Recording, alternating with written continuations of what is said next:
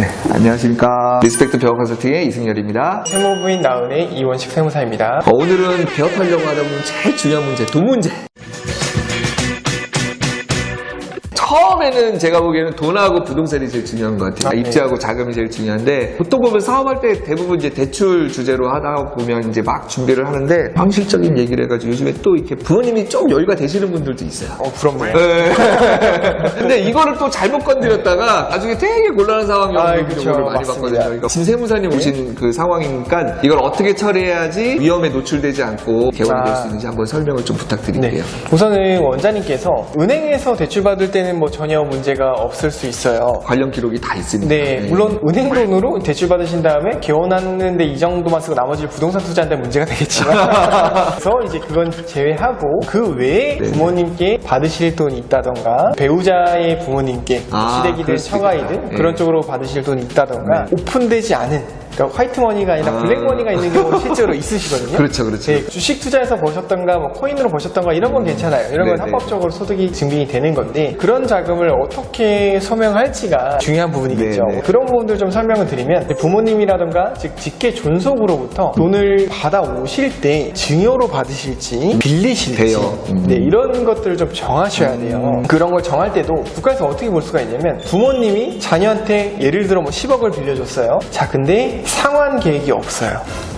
이거는 약간 냄새가 나는데. 그쵸, 냄새가 나죠. 국가도 그걸 알겠죠.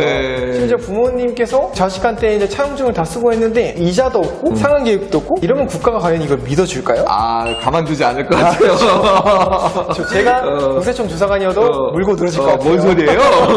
이거 증여 아닌가요? 맞습니다. 부모 자식 간에는 아무래도 그런 부분이 빈번히 일어나다 보니까 세법에 애초에 적혀 있어요. 특수관계인 간에 돈을 빌려주는 것은 증여로 추정한다라고 법령에 적혀 있습니다. 일단 증여로 볼 건데 이게 실제 빌린 게 맞으면 빌린 걸 해줄게, 이런 개념이에요. 어떻게 상환 받을지, 이자는 어떻게 납부할지 이런 것들을 구체적으로 다 적을 거잖아요. 부모님과 자식 간에도 이런 식의 차용증, 이제 금전대책계약서 쓰고 적정한 이자율과 적정한 이자 상환 계획과 원금 상환 계획이 있을 때 한해서 빌린 걸로 인정을 해줍니다. 아까 증여로 본다라고 한 거는 증여다가 아니잖아. 네, 그렇죠, 그렇죠. 그러니까 그거를 우리가 증여로 보기 때문에 증여로 보지 않게 도와드려야겠다. 네, 맞습니다. 이런 식으로 우리가 좀 계획을 잡으면 좋겠다라는 생각이 드네요. 그럼 현실적으로 만약에 내가 우리 어머님한테 10억을 껐어. 이자 비용도 비용 처리가 되는 거예요? 닥터론이나 신용보증기금 같은 걸 받으시면 금융기관 대출은 이제 국가가 봤을 때도 이건 합법적인 대출이니까 비용으로 인정을 해줘요. 자, 근데 특수관계인 간에는 금융기관에 준하게 처리할 때만 비용 처리 인정을 해줘요.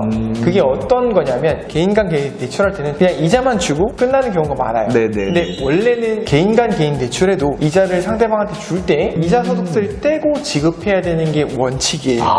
그럴 수 있겠네요. 이제 지방세까지 하면 27.5%거든요. 예를 들어 이자 비용은 뭐 100만 원을 줘요. 근데 이제 줄 때 100만 원을 다 주는 게 아니라 27.5%인 27만 5천 원을 떼고 72만 5천 원만 이자를 지급하는 게 맞고, 27만 5천 원은 국가의 이자 소득세로 납부해야 되는 구조가 맞아요. 부모님과 자식 간에도 이자 비용으로 비용 처리를 받으려면 이자 비용에 대한 27.5%를 떼서 국가에 신고하고 이자 소득세를 국가에 내고, 이자 받는 분은 이자 소득세를 소득이 잡히겠죠. 이런 구조로 갈 때에 한해서 이자 비용을 비용 처리가 된다고 보시면 되고요. 원장님들이 이거를 되게 복잡하고 어렵게 생각하시는데, 루틴을 만들어 놓으면 사실 할 만한 일이거든요. 그러니까 원장님들이 오해하시는 게, 은행에다 돈 넣어놓고 이자 받을 때도 세금 떼고 받는 거예요.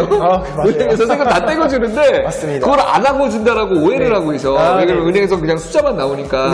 마찬가지로 우리가 부모님한테 용돈을 드릴 때도 세무서 사무실에다 미리 요청만 하면 그냥 매월 나가는 걸 그냥 고정적으로만 빼놓으면 되거든요. 또 제가 놓친 거 말씀 주세요.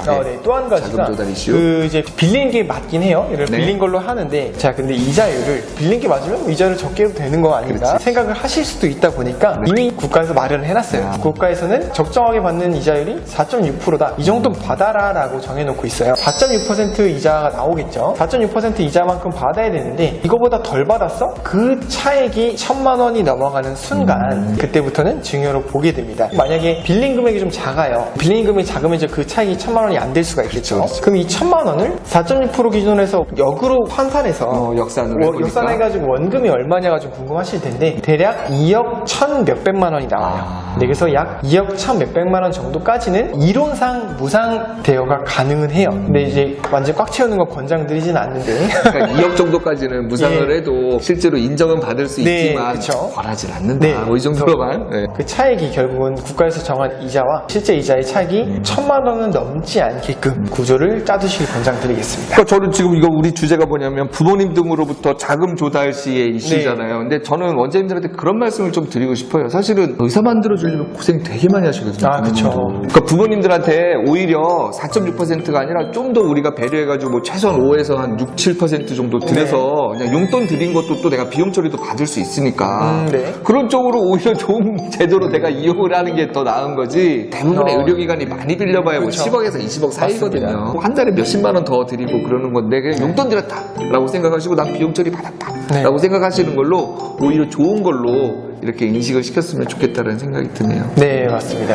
부모님 등으로부터 이 자금 조달 시 이슈는 뭐 이 정도로만 할까요? 네네. 네, 그래요. 감사합니다. 예, 안녕히 계십시오.